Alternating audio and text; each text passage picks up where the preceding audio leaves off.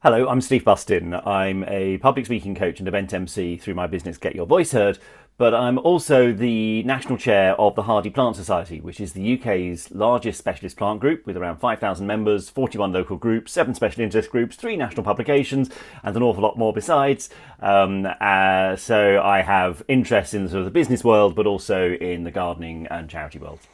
Good question. I wish I had an easy answer. I don't think there is an easy answer.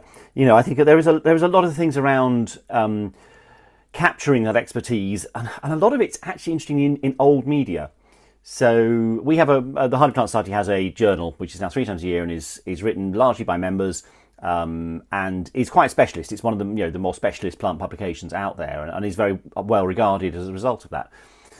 And that actually is a good repository for information. And we do have archives going back 50 odd years of the Hardy Plant Journal. But of course, that's only available to members. And it's one of those things where it's like, how do we make that available in a way that doesn't just undermine the value of membership, but does give people a way to access that expertise.